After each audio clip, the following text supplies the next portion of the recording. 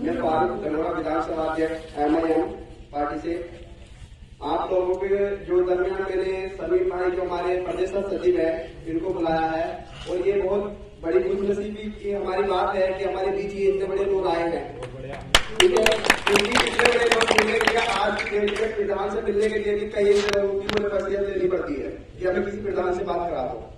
लेकिन मैं यही कहूंगा जो हमारी लड़ाई है जिसके लिए हम यहाँ पे आए हैं या जिसके लिए हमें बुलाया गया है, हमारी जो लड़ाई है वो सिर्फ हक की है और हमें हक की लड़ाई लड़ना है। क्योंकि जैसे कि आजकल देखा जा रहा है शुरू से जब से बीजेपी की सरकार आई है आप देख रहे होंगे कभी 3 तलाक, कभी किसान बिल, कभी NRC, कभी CA, मतलब कुछ न कुछ ये बीजेपी हमारे लिए आगे खड़ा कर रही है।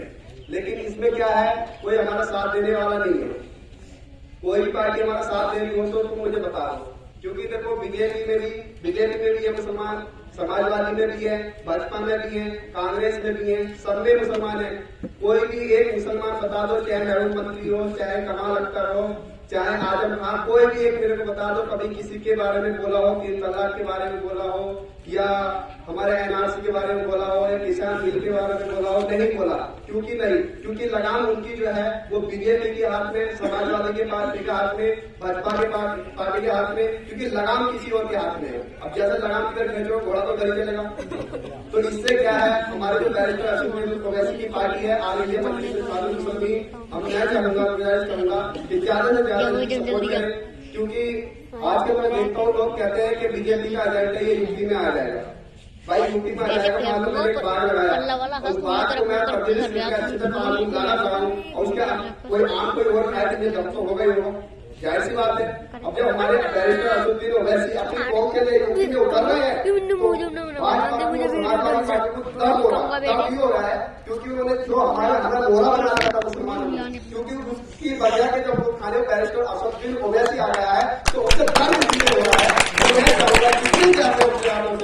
सब आप MIM को सपोर्ट करें, क्योंकि देखो हमें किस तरह, जैसे कि हमारे लिए अलाउद्दीन भाई बताते हैं बिरयानी बनाते जाओ, तो बिरयानी के लिए कोई देर पकाने वाला होता है वो यही कहता है कि भाई इसमें लौंग इलायची लाइयो, तेजपात का पत्ता लाइयो, ये लाइयो वो लाइयो, तो दुनिया वाले सामान बनाता है। जो पककर तैयार हो जाती है उसे खाने के लिए बैठते हैं तो सबसे पहले उसी को निकालते हैं कि तेरा काम हो गया।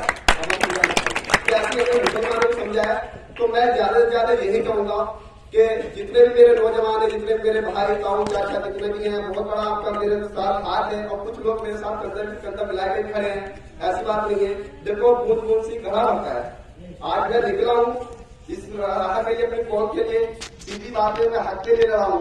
हारे तो कफन मुबारक, जीते तो वतन मुबारक। तो भाई मैं यही कहना चाहूंगा कि ज्यादा से ज्यादा साथ दें और मेरे सपोर्ट करें, ठीक है। और आने वाले टाइम में मैं अनाउंस कर रहा हूँ, आने वाले टाइम में मैं अपने वजूद के अंदर से धनोरा विधानसभा इलेक्शन भी लड़ूंगा। आने वाले टाइम में इसी पार्टी के लिए धनोरा विधानसभा का इलेक्शन भी लड़ूंगा और आप लोगों की मुझे जरूरत है।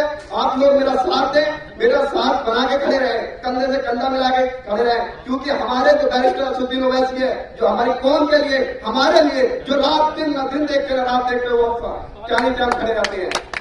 अभी हमारे हैदराबाद के अंदर कितनी बड़ी तबाह आई, अभी बाढ़ आई है, वहां पर देखना 45% हिंदू लोगों का नुकसान हुआ। लेकिन मेरे बैरिस्टर अशोक ओवैसी ने ये नहीं देखा कि मेरा गैर मुस्लिम है, ये दलित है, ये कौन है। उसने एक घाय सबको आंका है, एक घाय सबकी मदद करी है, जिसका जो नुकसान हुआ है उसे करके दिया है, पूरा करके दिया है। और जो कहते हैं ना बीजेपी का एजेंट, वो मतलब सबसे बड़ा एजेंट वही होगा बीजेपी का एजेंट, क्योंकि जाहिर सी बात है।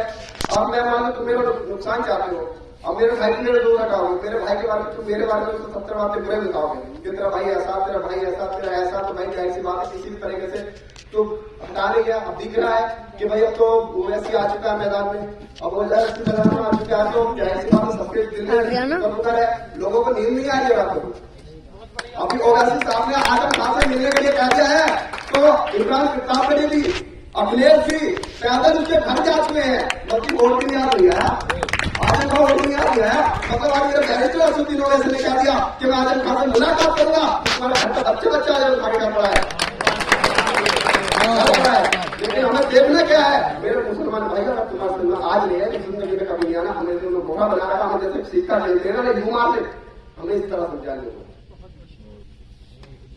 बीजेपी क्या है, बीजेपी का भी कभी देखा नहीं है। मेरे भाइयों, हमने अभी कड़ाई किया, समझो, सोचो, पढ़ो, लिखो, देखो और अपने बच्चों को दीन की तालीम से जोड़ दो और अपने अपने बच्चों को अच्छी सी तालीम दो। घर के हर बच्चे, हर घर में ओवैसी की आवाज दो। क्योंकि देखो, इसका अगर कौम का रहनुमा है जो हमारे साथ बन के खड़ा है, वो बैरिस्टर असदुद्दीन ही ओवैसी है और कोई नहीं। बहुत से कहते हैं कि केस नहीं करता उसके ऊपर, ओवैसी के ऊपर, मोदी के बारे में जो बड़ा बोल देता है, अमित शाह के बारे में जो बड़ा बोल देता है। अरे बोले क्या, उनकी हैसियत नहीं है, उनकी औकात नहीं है उसके बराबर बैठने की, उनकी औकात नहीं है उसके साथ जाकर चाय पीने की भी, उनकी साथ औकात नहीं है। क्योंकि उसके इतने बड़े शेर के जगह तो शेर का सामने करने के लिए शेर की जरूरत होती है। ठीक है, ये तो पीछे भोगते हैं। अभी ना कोई फंदा तो मिला नहीं। अगर मुसलमान से कहता, क्योंकि मुसलमान के अंदर सबसे कमजोरी क्या है, तो विश्वास हो गई पहले। अगर कोई झूठी बात होगी ना, हाँ सही बात है।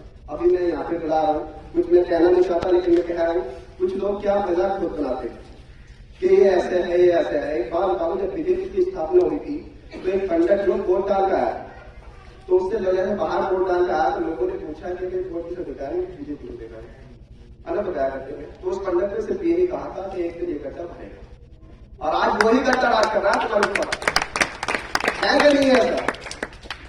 तो बस मैं छोटी सी एक शेर के साथ ये बात करना खत्म करूंगा कि हाथ छूट गया, हत्ता टूट गया, हाथ छूट गया, हत्ता टूट गया, कमल सूख जाएगा, हाथी का कीचड़ में, सैके के कबाड़े में, कमल आगे मेरी अखाड़े में।